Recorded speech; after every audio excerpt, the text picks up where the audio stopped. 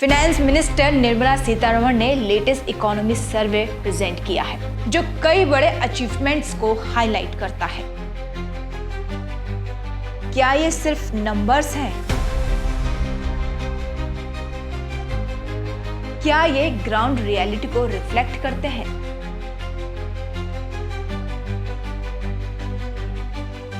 आज हम facts and figure के साथ इसको एनालिसिस करेंगे।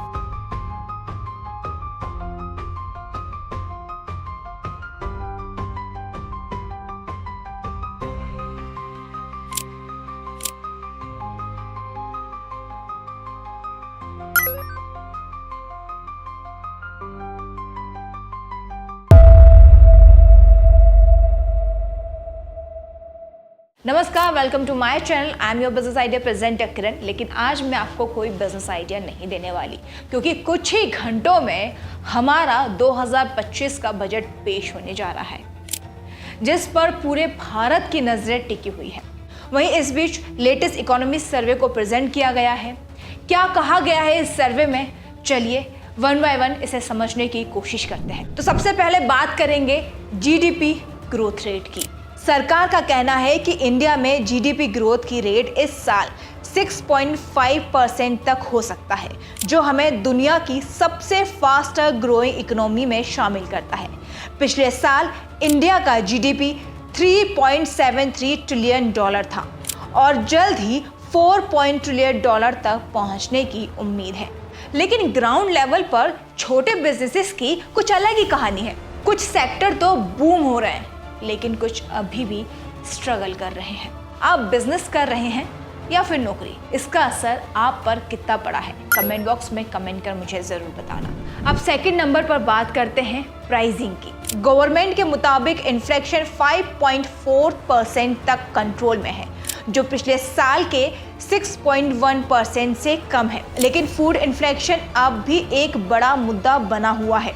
दाल और सब्जियों के दाम पिछले साल की तुलना में 10% तक बढ़ गए हैं। फ्यूल प्राइस में भी काफी बढ़ोतरी देखी गई है, जिसका सीधा असर ट्रांसपोर्टेशन कॉस्ट और हाउस होल्ड एक्सपेंसेस पर पड़ रहा है। क्या आपने अपने डेली खर्च में कोई बदलाव महसूस किया है? कमेंट कर हमें जरूर बताइएगा, क्योंकि आपके ओपिनियन हम सभी के लिए बहुत जरूरी है। अब थर्ड नंबर पे बात करते हैं employment and job creation. Economic survey के मुताबिक एम्प्लॉयमेंट रेट 7.2% तक बढ़ा है और पिछले साल में 8.9 मिलियन नए जॉब्स क्रिएट हुए हैं। आईटी सेक्टर और जीआईजी इकोनॉमी में तेजी से ग्रो हो रही है, लेकिन मैन्युफैक्चरिंग और रूरल एरिया आज भी चैलेंजेस का सामना कर रहे हैं। अब आप मुझे बताइएगा कि आपके आसपास या आपके कोई जान पहचान वाला जॉब कर रहा है, तो इस साल उसे जॉब मिलना इजी होगा या फिर टफ?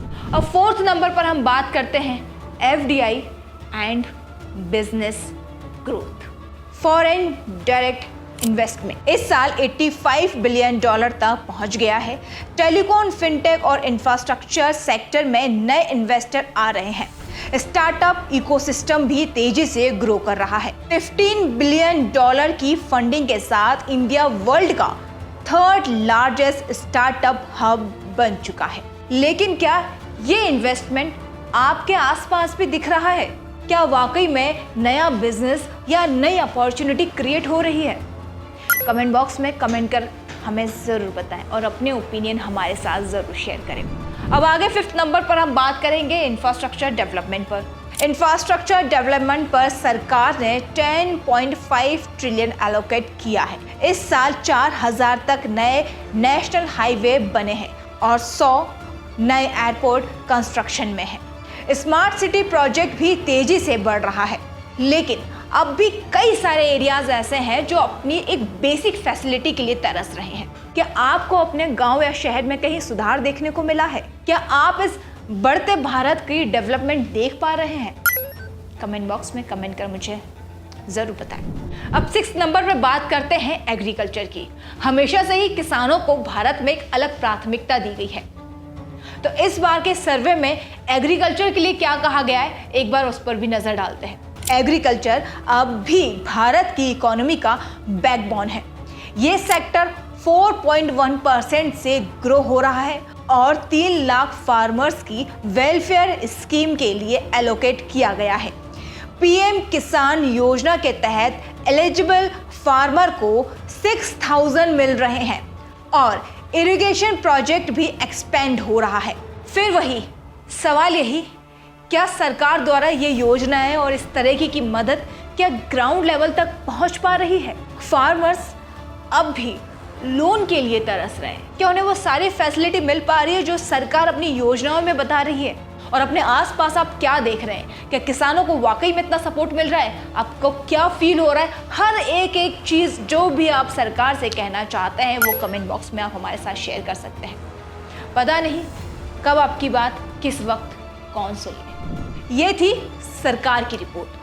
क्या वाकई में जो कुछ भी इस रिपोर्ट में लिखा हुआ है उसका हम फायदा उठा पा रहे हैं? क्या आम नागरिक इन सभी फैसिलिटी का फायदा ले पा रहा है? कई सारे सवाल हैं और इन कई सारे सवालों का जवाब कुछ ही घंटे बाद आपको मिलने वाला है, क्योंकि अब कुछ ही घंटों में बजट पेश होगा। वो बजट जिस पर पूरे देश की निगाहें हैं। ये वीडियो अगर आपको वाकई में यूजफुल लगा है तो लाइक, कमेंट, शेयर करना बिल्कुल भी मत भूलिएगा और सरकार द्वारा लागू की जाने वाली नई स्कीम्स के लिए हमें फॉलो करना बिल्कुल ना भूलें। यहाँ मैं आपको सरकार की स्कीम्स के अलावा नए नए बिजनेसेस आइडियाज़ भी बताती हूँ जो हर क्षेत्र में काफ़ी प्रॉफिटेबल है। वो लो इन्वेस्टमेंट हो या हो हाई इन्वेस्टमेंट, आपके लिए हर छोटे बड़े बिजनेसेस को मैं कवर करती हूँ। फिलहाल मुझे एंड तक देखने के लिए दिल से शुक्रिया। आई होप आप सभी खुश होंगे, तंदुरुस्त होंगे, अपने आसपास वालों का ऐसे ही ख्याल रखिएगा। जय हिंद।